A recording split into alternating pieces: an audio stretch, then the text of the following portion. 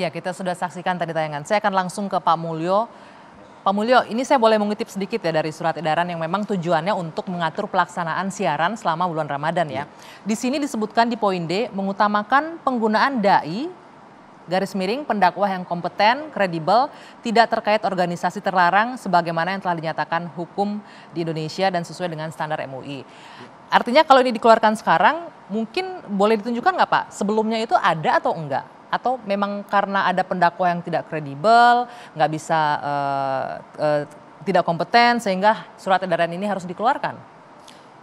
Pertama saya harus menjelaskan bahwa sebetulnya bukan berarti sepenuhnya 100% KPI itu melarang. Karena adalah yang disebutkan di dalam surat edaran itu adalah mengedepankan. Jadi mengedepankan beberapa persyaratan yang disebutkan dai dan pendakwa yang kredibel begitu ya. Kalau ditanyakan apakah kemudian sebelumnya itu ada, ini kami sebetulnya surat edaran ini kan dibuat berdasarkan koordinasi KPI dengan Majelis Ulama Indonesia. Dan juga kami ada rapat juga pada saat sosialisasi itu juga melibatkan Kementerian Agama. Nah, masukan ini adalah masukan yang disampaikan oleh MUI dan kami memang dalam persoalan-persoalan yang berkaitan dengan agama tentu saja adalah kembali pada MUI. Dan kami sebetulnya ada MOU antara KPI, MUI dan juga Kemenak dalam kaitan konten-konten yang berkaitan dengan religi, dengan agama.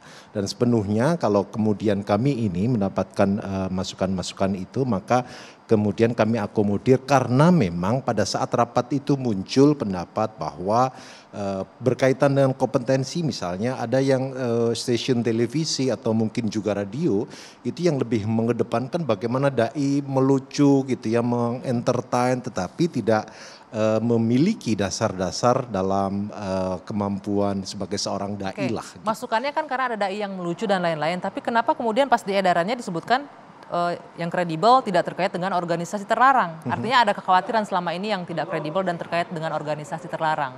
Ya itu yang menilai, yang sebetulnya kan dalam MOU kami menyebut bahwa MUI itu kan dalam hubungan MOU kami itu menyebut untuk beliau ini dalam mereka ini dalam kedudukannya, MUI ini dalam kedudukannya untuk mengkaji muatan di dalam dakwah itu. Nah, ketika kemudian MUI menyatakan bahwa sebetulnya itu adalah berkaitan dengan persoalan-persoalan yang seperti disebut di dalam di dalam surat edaran ini, maka kemudian kami akomodir di situ. Oke, baik. Ini kebetulan sudah ada Pak Mas Duki Badowi, staf Wapres yang juga masih di MUI juga ya Pak ya. Apa nih Pak yang menjadi pertimbangannya? Karena memang apakah sudah memang mengkhawatirkan begitu pendakwa yang tampil di televisi sehingga harus dikeluarkan surat edaran berdasarkan standar-standar yang sudah diatur oleh MUI? Enggak, saya kira begini, KPI itu kan tadi sudah dijelaskan bahwa ada kerjasama ya antara KPI dengan Majelis Ulama Indonesia. Kayaknya dengan Komisi Dakwah ya dalam hal ini ya. Ada kerjasama, lalu kemudian juga dengan Kementerian Agama gitu kan ya. Tadi dijelaskan seperti itu. Dalam hal apa? Dalam hal konten ya, konten religi.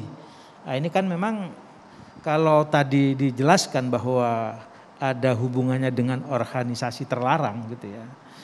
Maka sebenarnya ya KPI ya tidak salah dalam rangka berhati-hati. Dia kan kemudian menginginkan bagaimana agar siaran religi selama sebulan itu bisa ya sesuai dengan apa yang diharapkan oleh visi dan misinya KPI dalam konteks syiar Ramadan misalnya seperti itu. Nah, dalam konteks itulah maka MUI mungkin memberikan masukan-masukan. Saya sendiri sebagai pengurus MUI karena ini memang bukan bidang saya gitu ya. Itu adalah bidangnya Komisi Dakwah itu saya kira memang sudah ada cukup panjang ya kerjasama itu. Tetapi secara keseluruhan ini kan memang ada kaitannya dengan program MUI dulu yang berhubungan dengan dai bersertifikat, bukan standarisasi, nggak ada standarisasi. Sertifikasi dai dan pendakwah. Dai bersertifikat. Ya, dai bersertifikat ketika itu.